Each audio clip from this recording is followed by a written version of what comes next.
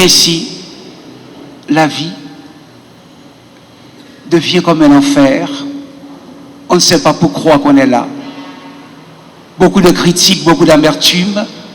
C'est comme si Jésus est devenu une aliénation, une frustration pour nous. Nous sommes comme des êtres enchaînés. Et quand l'Évangile nous parle de cette ventilation intérieure, appelée à la liberté, et nous sommes complètement à côté de l'Évangile, qui ne nous dit plus rien, parce que nous avons perdu la capacité de l'émerveillement, la capacité de l'écoute, du recueillement, du silence, de donner du temps à Dieu, de gaspiller du temps pour Dieu, parce que nous croyons que c'est l'argent qui est tout, mais nous oublions qu'il y a une richesse, c'est la foi. Et rappelez-vous ce que disait Don Bosco, quand il parle de la foi. Ayez foi, et vous verrez ce que sont les miracles. Donc, des modèles ne nous manquent pas, mais nous sommes comme des êtres amnésiques qui n'avons plus de mémoire pour nous rappeler de certaines valeurs. Alors ce matin, je voudrais revenir sur cette dimension pour cicatriser toutes ces blessures que nous portons et que nous infligeons à ce ministère. Le pape Benoît XVI, lors de la messe chrismale cette année, il disait: être prêtre, cela signifie devenir l'ami de Jésus-Christ. Dieu va vivre en vous et nous en lui. Tel est notre appel sacerdotal. Et ce n'est qu'ainsi que notre action en tant que prêtre peut porter du fruit. Il s'agit de cultiver une amitié profonde avec le Christ, peu importe ce que nous sommes. Personnellement, je suis passionné par la figure de Pierre, un pécheur pardonné à qui Jésus remet son Église.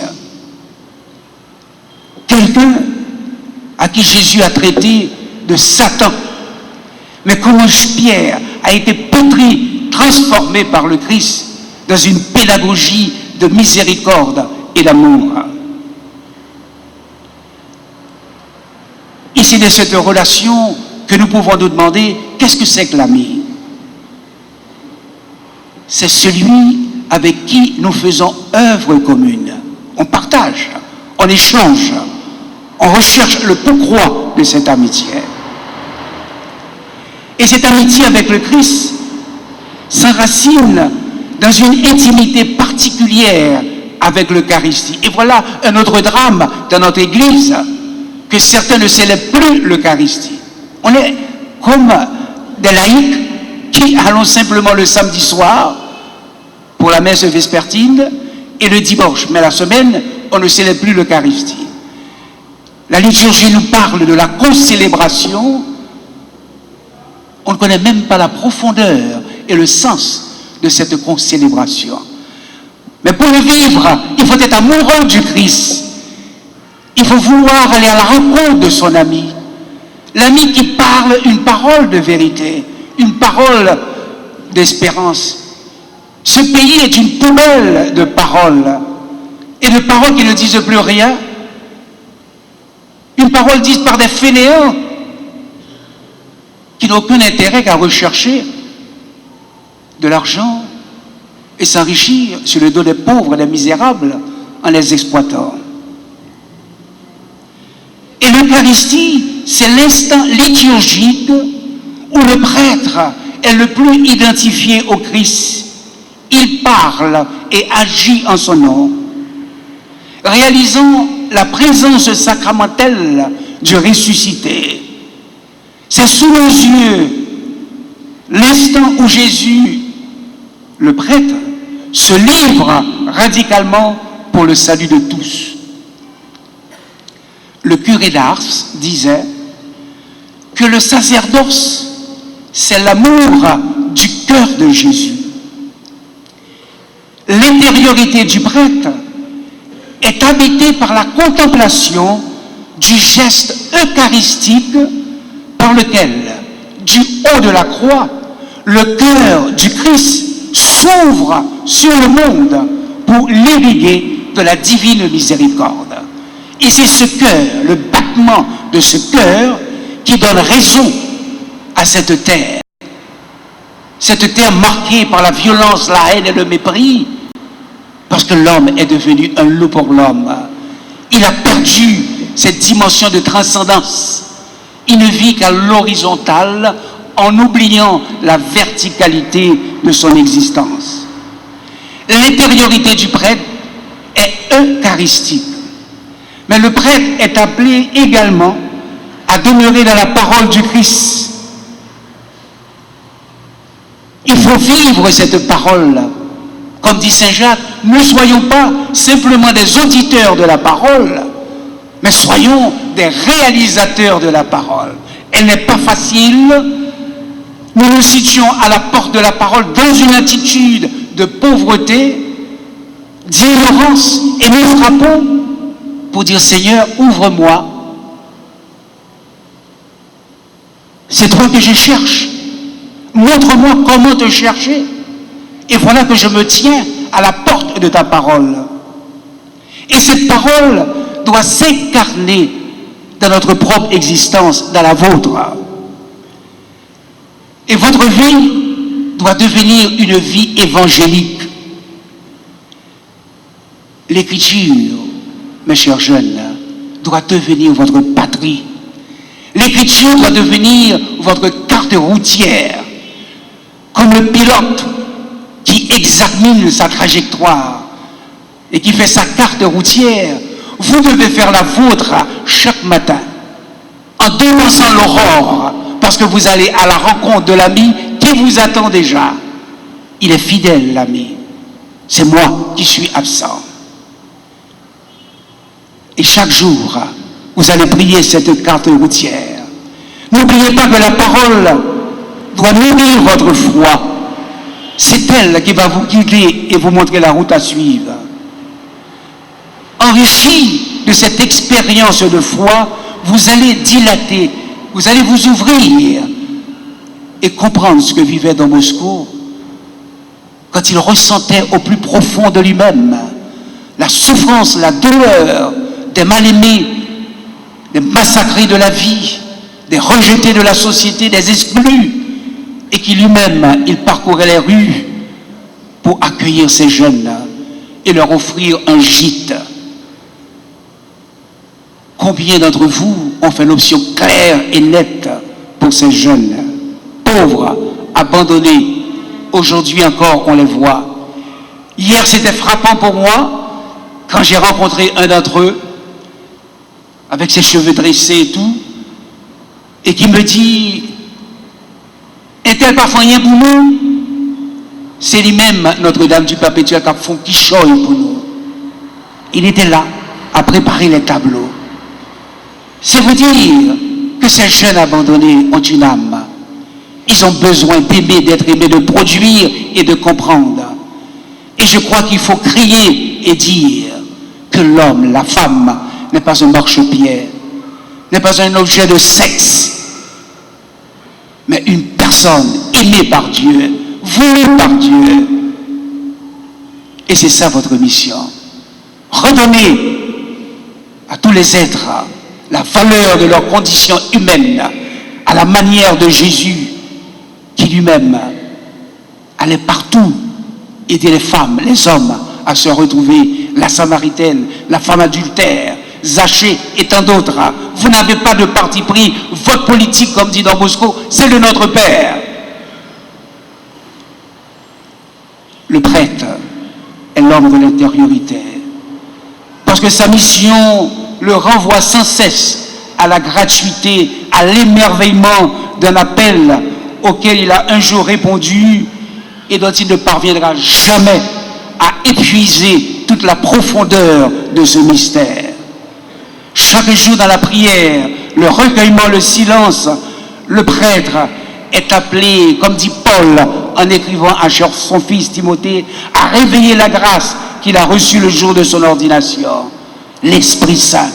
Vous devez apprendre à marcher sous la houlette de l'Esprit Saint. Il doit devenir votre ami.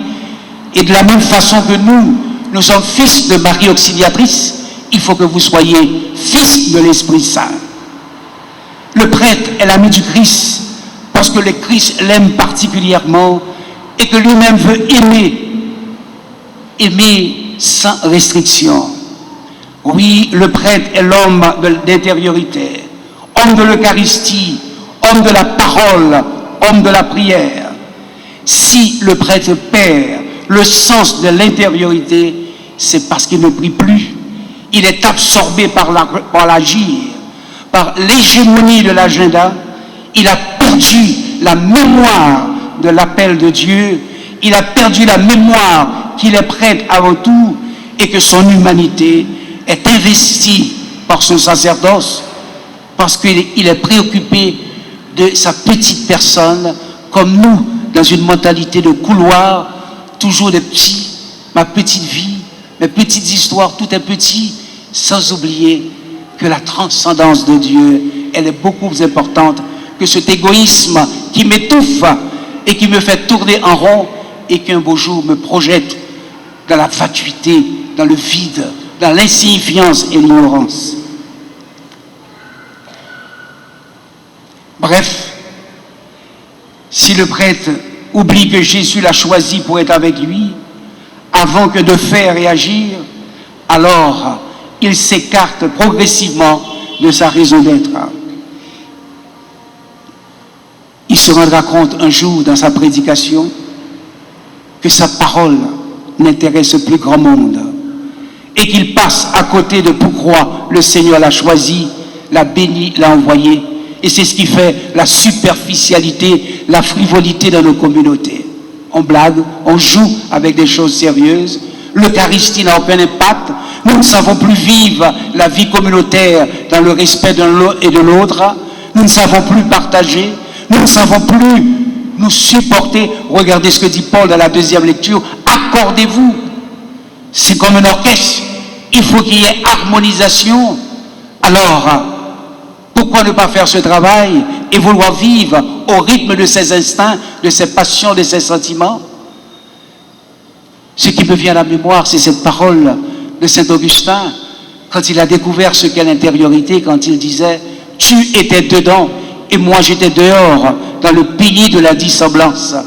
Et qu'est-ce que ça veut dire concrètement, être dans le pays de la dissemblance? Eh bien, c'est vivre de ses glandes, de ses passions, de ses instincts, en oubliant cette intériorité qui est la source, qui est une cellule où rien ne peut m'atteindre, parce que là, seul avec le seul, dans une intimité profonde, j'apprends à aimer, à pardonner, à accueillir, à implorer la miséricorde de Dieu sur ce monde, pour qu'il arrive à se réconcilier et à comprendre que ce Dieu n'est pas contre l'homme, il est pour l'homme, et la preuve en est que depuis le matin de la création, Dieu n'a pas chaussé ses grands sabots pour venir écraser l'homme quand il a rompu l'alliance, mais il est venu avec beaucoup de douceur et de tendresse chuchoter à l'oreille de l'homme.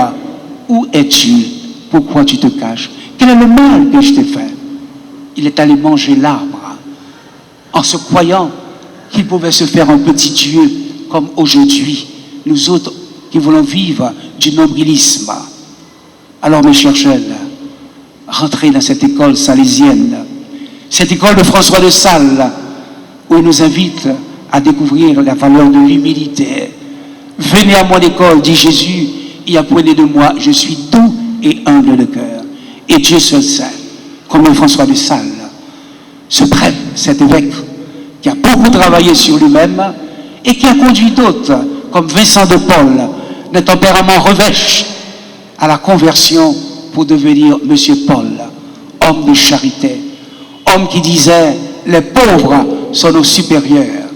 Nous devons les aimer malgré tout ce qu'ils peuvent nous dire. Ce sont eux qui sont les vraies images du Maître.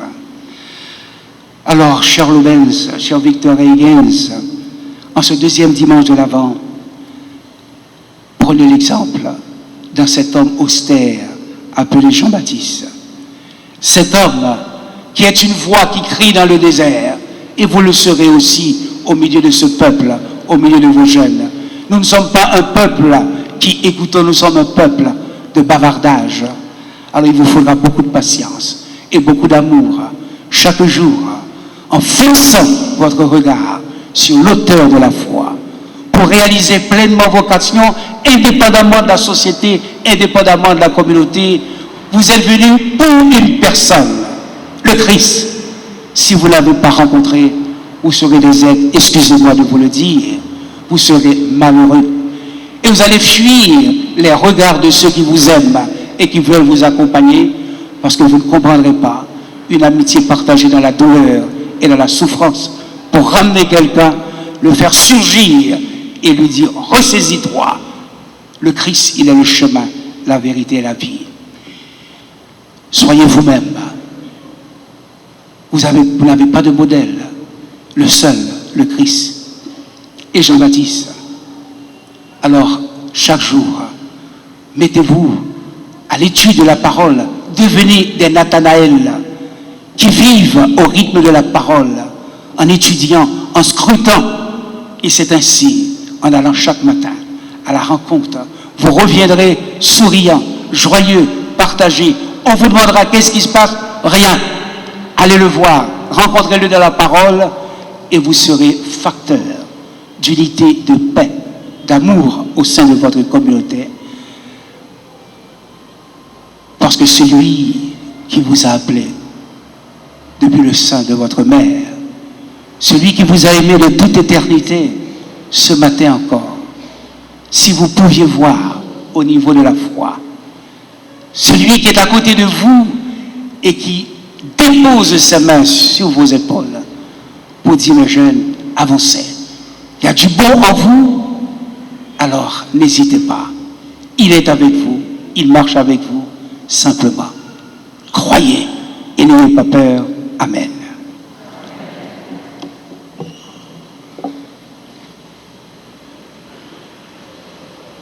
Prêtre a déclaré devant l'Assemblée leur intention de recevoir la charge presbytérale. À la question posée, ils répondront ensemble « Oui, je le veux ». Avant de commencer la célébration, nous allons d'abord invoquer l'Esprit Saint. Le sacerdoce n'est pas un jeu d'enfant. Et personnellement, je ne suis pas venu ce matin pour un spectacle. Mais je suis venu avec une conscience chargée d'une responsabilité, parce que ma grande souffrance dans l'Église, c'est que nous avons besoin de prêtres, de saints prêtres, qui aujourd'hui sont capables de guider ce peuple que nous avons hier dans les rues de Port-au-Prince, un peuple qui veut marcher au rythme de leaders convaincus que le Christ est la solution aux problèmes de ce pays. Alors je vous invite, si vous y croyez, à vous mettre debout et nous allons chanter ensemble le Benigre Creator Spiritus, mentre suorum visita, impreso per la grazia, vedo creasi pectora, vidi genis paracletus, Altissimi Dominum Dei, fons vivos ignis caritas, et spiritualis solution. Tu sanctiformis volere, digitus paterne extere, tu ridere promissum Patris, servone vitas ducura. Ascende lumen sensibus, in fide amores motitus, in firma nostri corporis, virtute firmas perfecti, os repellas longius, Evite spiritum tum et pereabutum. Oremus, Deus qui ora finimus et Spiritus ilus ragiones docuis, da nobisione Spiritu recta sapere, et Deus semper consolatione gradere, per Christum Dominum nostrum.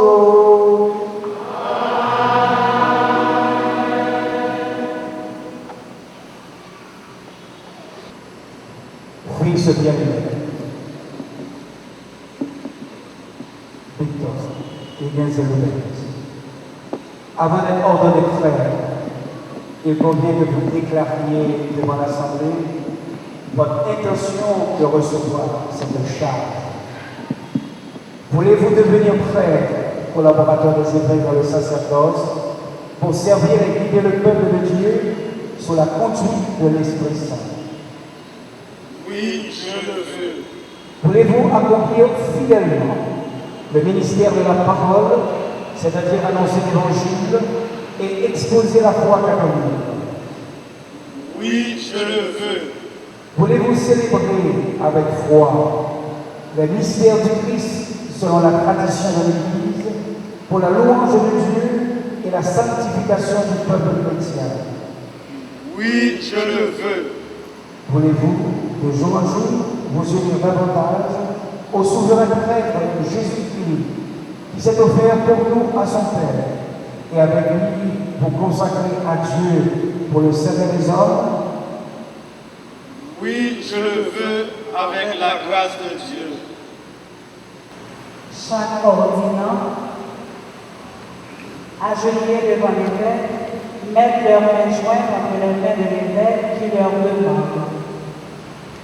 Promettez-vous de vivre en communion avec votre évêque dans le respect et l'obéissance?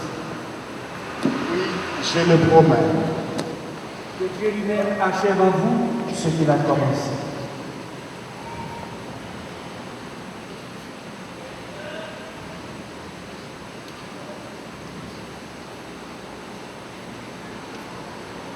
Promettez-vous de vivre en communion avec votre évêque dans le respect et l'obéissance? Je le promets. Que Dieu lui-même achève en vous ce qu'il a commencé.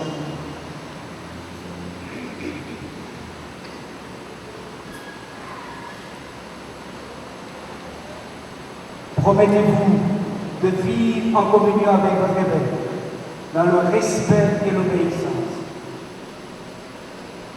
Je le promets. Que Dieu lui-même achève en vous ce qu'il a commencé.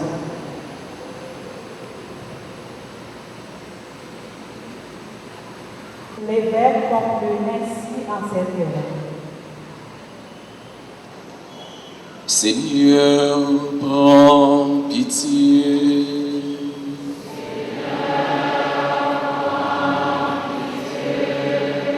Ô Christ, prends pitié.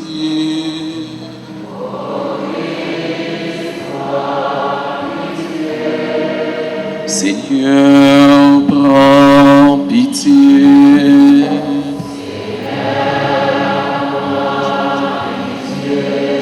Sainte Marie, Mère de Dieu,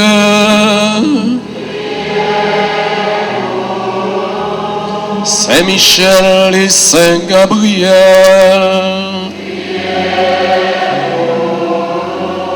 Saints anges de Dieu,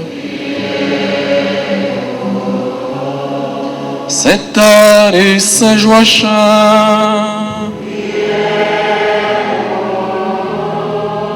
Saint Jean-Baptiste, Saint Joseph,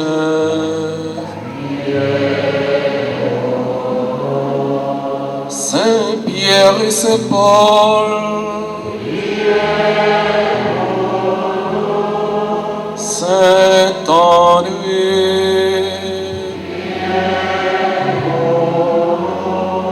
Saint Jean l'évangéliste, Sainte Marie Madeleine, Saint Étienne, Saint Ignace d'Antioche, Saint Laurent,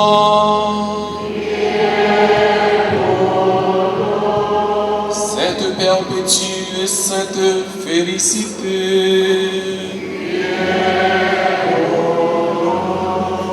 Sainte Agnès,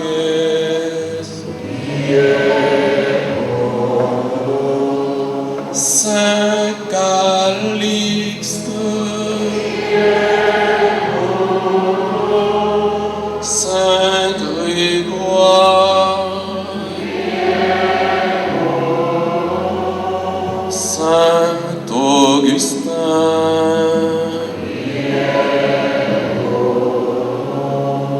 Saint Athanase, Saint Basile,